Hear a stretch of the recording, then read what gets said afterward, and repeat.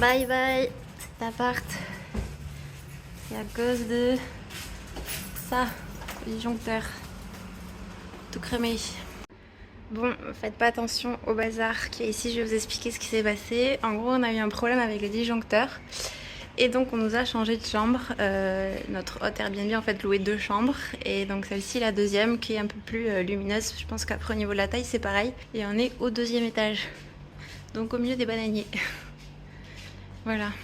Bon, faites pas trop attention à ma tête, mais ça fait depuis hier qu'on n'a pas la clim, donc j'ai très très chaud et on a dû faire les valises, tout ça, ranger tout rapidement ce matin, sachant qu'il fait 40 degrés dehors, tout était ouvert. Il y avait les techniciens, enfin les gens qui s'occupent de l'électricité, tout ça qui passait. Donc on devait laisser tout ouvert, donc il faisait 40 degrés pour faire la valise. Mais on était obligé de changer de chambre parce qu'en fait ça fait 2 jours qu'on sent une odeur de cramé et on pensait que c'était la clim, que l'odeur de fumée sortait de la clim, donc on a arrêté la clim. Et quand on a arrêté la clim, il n'y avait plus d'odeur de fumée. Donc on a envoyé un message à l'hôte en lui disant il y a un problème avec la clim, faudrait la réparer, etc. Ça fait 2 nuits qu'on dort avec le ventilo. Et en fait ce matin on s'est aperçu, enfin c'est l'équipe de maintenance qui s'en a aperçu parce qu'ils ont branché des trucs à fond, etc. Qu'en fait c'est le disjoncteur qui fumait. Donc ça aurait pu être bien plus dangereux puisque normalement le disjoncteur ça disjoncte quand il y a un souci. Et ben là il se mettait à fumer, il se sentait vraiment l'odeur de cramé. Et ils l'ont ouvert et effectivement tout derrière c'était cramé et ça fumait.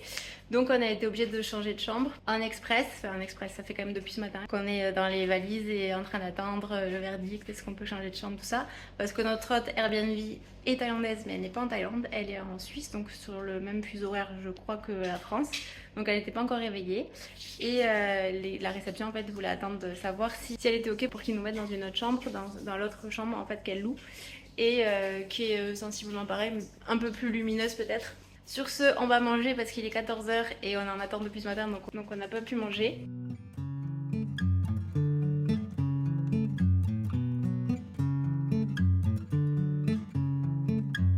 Petite piscine rien que pour nous. Il y avait des gens mais ils viennent de partir. Et donc ce que je vous dis c'est que maintenant on est au 2e étage, donc en fait on est juste ici. En fait ce qu'ils appellent le 1er étage en Thaïlande c'est le rez-de-chaussée pour nous.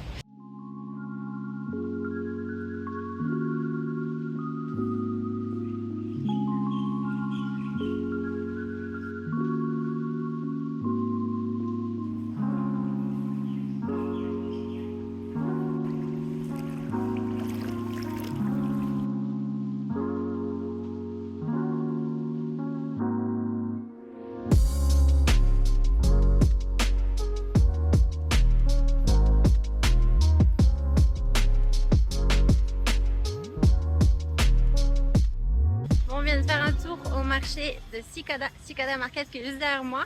Je vous mets les images juste après. Il y a pas mal d'artisanat, il y a aussi pour manger et nous on continue avec l'autre marché qui s'appelle Tamara Market qui est juste à côté. On va essayer de manger là-bas.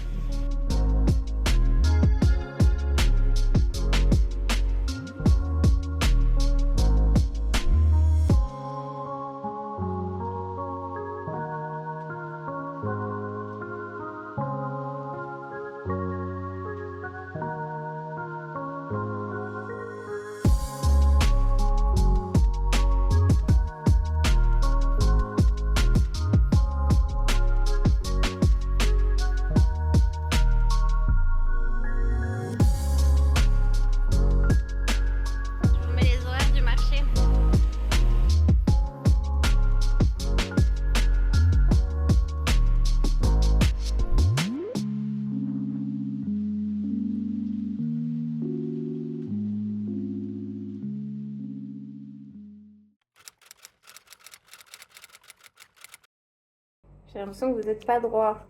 Ok, ça ira. Bon, aujourd'hui on avait prévu d'aller voir les mangroves au parc forestier de Prantburi, qui est à 30 minutes environ de voiture depuis le centre-ville de Hua Hin, et remonter et aller à une plage qui est juste au-dessus. Je crois que c'était genre à 100 minutes en voiture. Mais il fait hyper chaud et on avait prévu d'y aller en scooter. Et là, franchement, en scooter, je pense qu'on va cramer si on va là-bas. Et même pour se balader, tout ça, avec la chaleur qu'il fait, je pense que c'est pas le bon jour. Donc, changement de programme, on reviendra à la plage où on était la dernière fois, qui se situe en bas de la montagne de Takiap. Et c'était une superbe plage immense, mais on n'avait pas pu bien en profiter parce qu'il faisait vraiment trop chaud. On y était vers midi 13h et c'était pas du tout le bon horaire. Et on ira en Songtao comme la dernière fois puisque c'était hyper facile, on l'avait pris au niveau du night market de Hua Hin. Et pour 15 bahts, ils vous amènent là-bas. Mais en tout cas, si vous venez vers Hua Hin, il y a une forêt de mangrove qui a l'air très sympa. C'est situé donc à 30 minutes. Ça s'appelle le parc forestier de Prantburi. C'est un endroit à visiter si vous venez près de Hua Hin. Et à la base, on pensait le faire quand on a loué la voiture dans la même journée. Sauf qu'on a passé beaucoup de temps dans le parc national de Samroyot. Et on n'a pas eu le temps d'aller voir la forêt de mangrove. Donc aussi qu'on irait une autre fois. Mais on va pas louer une voiture juste pour aller là-bas. Donc en scooter, c'est un peu compliqué. On verra un autre jour s'il fait un peu plus frais, mais je suis pas sûre. Donc là, on se dirige en direction du night market de Hua Hin pour prendre le Songtao, le même qu'on a pris hier en fait pour aller au marché et rejoindre la plage de Tak Yap. Et là il est 9h du matin. Pour aller à la plage ici il faut bien réfléchir, il faut y aller soit tôt le matin soit en fin d'après-midi parce qu'avec la chaleur qu'il fait à Hua Hin il faut anticiper. Et concernant le marché d'hier, bon c'était sympa mais sans plus, les prix étaient plus élevés qu'ailleurs. C'est moins cher au marché de Hua Hin, au night market de Hua Hin que au marché Cicada Market. Par contre c'est sympa parce qu'il y avait des spectacles, des concerts, tout ça, donc l'ambiance est sympa.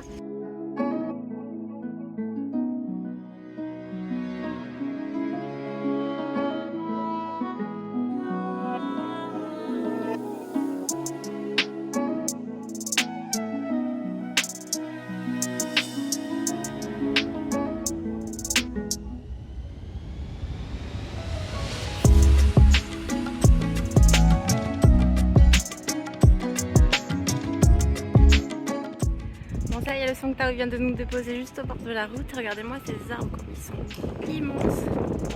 Et nous on va à la mer qui est juste au bout. Alors regardez la plage, on dirait une autre plage parce que l'eau elle est beaucoup plus haute, ça doit être à marée haute.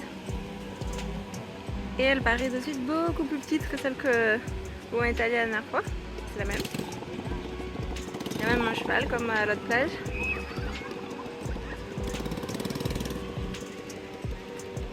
C'est impressionnant, on dirait une autre plage. Bon, c'est pas la peine de chercher de l'ombre puisqu'il n'y en a pas le matin et il fait déjà hyper chaud. Donc on va aller se baigner pour se rafraîchir. Et on va bronzer un peu et après on va repartir parce que là il fait très chaud. Et je me demande jusqu'à où monte la marée, je pense, parce que vu que le sable est mouillé jusqu'à là, genre il y a cet espace où on dirait que c'est sec. Donc je me demande si l'eau elle monte pas jusque là. Elle est trop bonne l'eau. Regardez comme elle est claire. C'est juste dommage, c'est le gros building, mais sinon c'est une belle plage.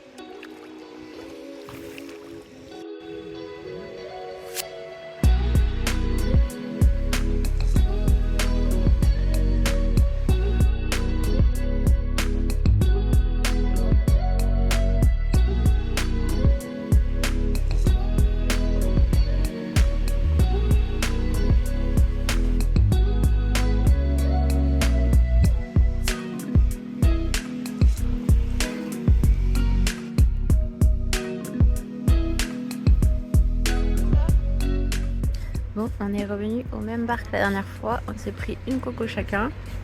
Petit bouquin pour lire un petit peu. Avec vue, regardez-moi cette vue. C'est exactement le même café ou bar que la dernière fois. Enfin, je crois qu'il fait resto aussi. Mais cette fois-ci, c'est la Marriott. Donc le paysage change un petit peu. La dernière fois, je pense que l'eau devait s'arrêter à peu près là. Il y avait un banc de sable qui sortait. Là, il y a beaucoup plus d'eau que la dernière fois.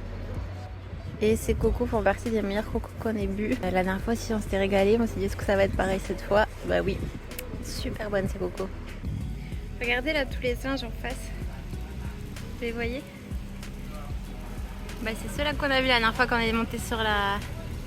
Quand on est allé sur la montagne. Que j'ai pas pu vous les filmer parce qu'on était encerclés. Bah là je peux vous les filmer parce qu'on est un peu loin. Il y en a partout, regardez là-bas aussi, sur le mur. Là c'est vraiment le coin des singes. Et là on attend pour monter dans le Songtao et repartir à Hua Hin. Enfin dans le centre de Hua Hin du coup. Bon, on est revenu au resto, café où ils font le brunch, où ils servent le brunch. Et je regarde, je vous montre le menu. Nous on avait pris ça la dernière fois et on a repris pareil. 89 bahts et vous avez donc des pancakes, omelettes, saucisses, du jus d'orange, des fruits et même du beurre et de la confiture. Et c'était super bon. Ça fait moins de 3 € le brunch. Et vous avez d'autres choix si vous préférez le salé, il y a d'autres plats aussi qui sont salés. Voici le marché où on va acheter nos fruits chaque semaine. Bon là c'est en fin de matinée donc il y a quasiment tout qui est fermé. Mais on a quand même réussi à trouver des fruits. Un peu comme à Chiang Mai, on avait le marché à 5 minutes à pied de l'appart. Il y a des vêtements aussi.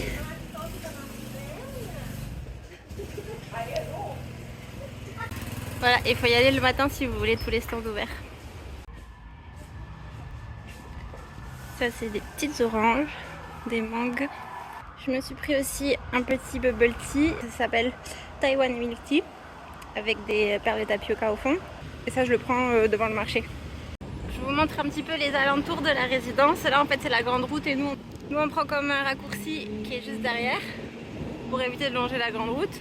Ça vous permet de voir un petit peu l'atmosphère de Hua Hin. Ce bus il est tout le temps là, je sais pas quand est-ce qu'il roule mais il est toujours garé ici. Et voilà, et ça c'est la rue pour aller à la résidence. Une grande rue classique on va dire.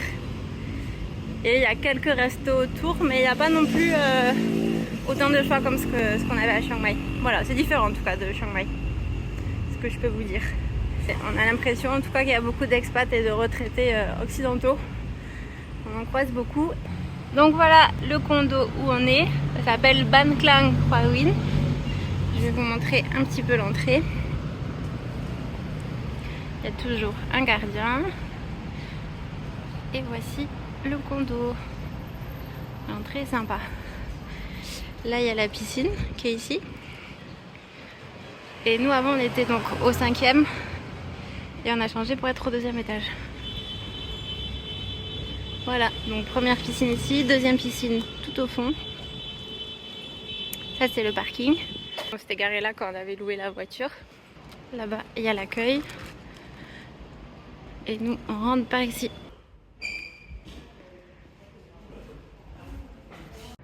Voici la vue depuis le 2e étage sur la piscine. Regardez ces jolies fleurs roses. Si vous savez ce que c'est d'ailleurs, je vois bien le nom parce que c'est super beau. Ces arbres. Parfois il y a des fleurs roses qui flottent dans la piscine qui sont tombées dans l'eau. Et voilà. Et voilà nos trouvailles du marché. On a pris des petites bananes. On a pris un petit régiment puisque on part bientôt de Hua Hin. Et c'était 10 bahts ce petit régiment de bananes. C'est vraiment pas cher. 25 bahts les ramboutans. Vous voyez on y va toujours avec une poche mais on repart avec d'autres poches. À chaque fois on leur dit pas la peine tout ça, mais par exemple les ramboutans c'est déjà emballé dans des poches donc on n'a pas le choix que de repartir avec. Et des petits mangoustans et c'était 14 bahts les mangoustans, donc pas du tout cher non plus. Je crois que c'était 70 bahts le kilo des mangoustans. Et la boisson dont je vous parlais tout à l'heure, je l'achète, elle s'appelle Shopcha, c'est pas loin du marché, je pense que si vous cherchez sur Google Maps vous pouvez le trouver. Et voilà, donc Taiwan Milk Tea avec des perles de tapioca et c'était 30 bahts. C'est 10 bahts plus cher qu'à Chiang Mai. À Chiang Mai, c'était 19 ou 20 bahts maximum. Et il y avait des stands partout d'ailleurs de bubble tea. Ici, j'ai un petit peu du mal à en trouver à chaque fois. Je sais pas si c'est pourquoi c'est moins répandu ici qu'à Chiang Mai. Le midi pour manger, on va souvent dans cette rue. On alterne entre 3 restos à peu près qui se situent juste après, je vous montrerai. Et juste à droite, il y a la mer, c'est là où on va se balader le soir au bord de l'eau. La plage qui est pas terrible pour se baigner mais qui est super pour se balader. Et par contre là le midi quand on sort, mais la chaleur c'est terrible, le soleil.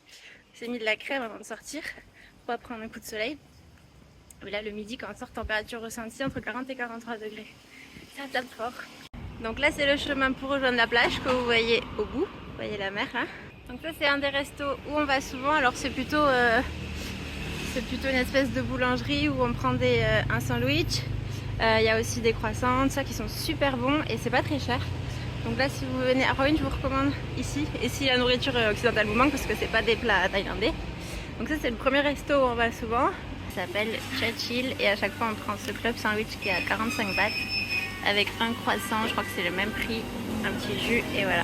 Ça ressemble à ça, une boulangerie un petit peu.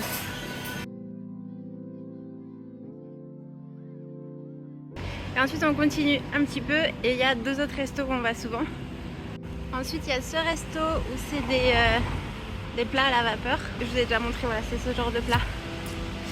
Vous choisissez quelques plats et vous les font chauffer à la vapeur dans des récipients comme ça. Donc ça c'est un autre resto où on va souvent. Et le dernier c'est celui-là, Man. Je vais vous montrer. Le lieu est super sympa. Mais le problème c'est que c'est compliqué de profiter de l'espace extérieur vu la chaleur. Mais sinon je trouve que l'extérieur est super bien aménagé. Mais bon, il n'y a pas de table dehors ni rien parce qu'il fait vraiment trop chaud. Et donc là c'est là où on va manger aujourd'hui. Regardez l'extérieur avec les tags et tout, c'est sympa. Et donc nous on mange ici.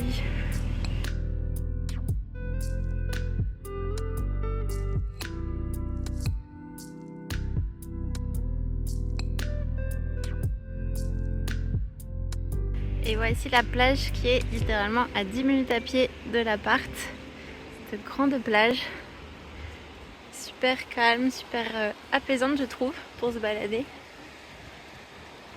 Par contre pas terrible pour se baigner puisqu'il y a une sortie d'égout là.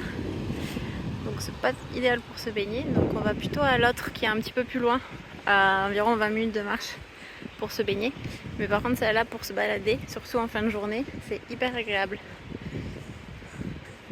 Comme la marée est pas tout à fait haute.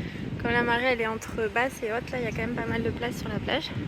Et ça me fait penser un petit peu à Zanzibar, il y avait des plages comme ça qui étaient immenses quand la marée était basse.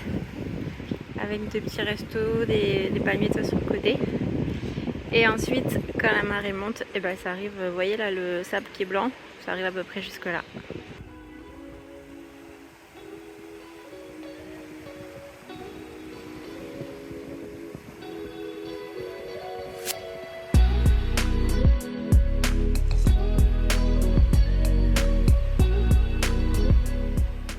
La petite balade de fin de journée au bord de la mer, ça fait du bien. Ça c'est une des raisons pour lesquelles j'aimerais vivre à la mer, c'est pouvoir me balader les pieds dans l'eau à la fin de ma journée. C'est trop bien, je trouve ça hyper agréable, hyper reposant, ressourçant.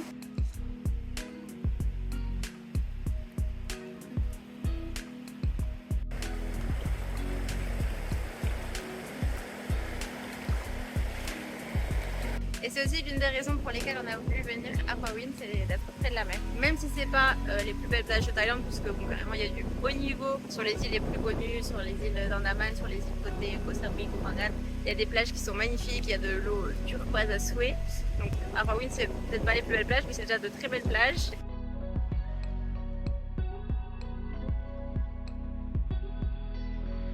Et dans l'endroit idéal où j'aimerais bien vivre, même si l'endroit parfait n'existe pas, il faudrait qu'il y ait des palmiers aussi, palmiers et mer. Dites-moi dans les commentaires où est-ce que vous aimeriez vivre dans l'idéal, s'il y a des critères qui sont très importants. Où est-ce que vivre près de la mer ça vous plairait, ou est-ce que vous préférez vivre à la campagne, dans une ville, vous êtes plutôt citadin ou citadine. Dites-moi dans les commentaires. Bon, je suis obligée de vous montrer ce ciel qui est juste sublime. Il a plu un petit peu juste avant, donc c'est peut-être la mousson qui a donné ses couleurs, mais c'est magnifique. On a du orange, du rose, du violet, du bleu, c'est trop trop beau, avec les bananiers en plus.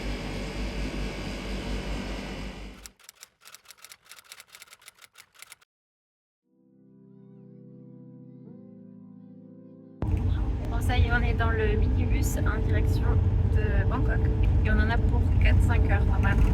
Je passe sous un tunnel et on a payé 180 bahts par personne et la nana a été sympa, elle nous a pas facturé les bagages puisque normalement dans les minibus Univan quand tu as des gros bagages, tu dois payer une place en plus pour mettre des bagages, il n'y a pas beaucoup d'espace et il n'y a pas de malle ni rien, donc ils les ont mis sur le côté, là ça prend pas mal de place.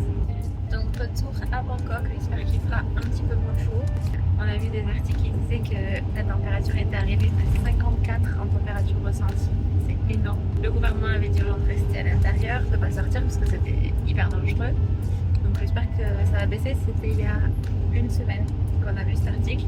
Donc j'espère qu'il va faire un petit peu moins chaud et même un petit peu moins chaud idéalement qu'à Hua Hin parce qu'il faisait aussi très chaud. On verra bien.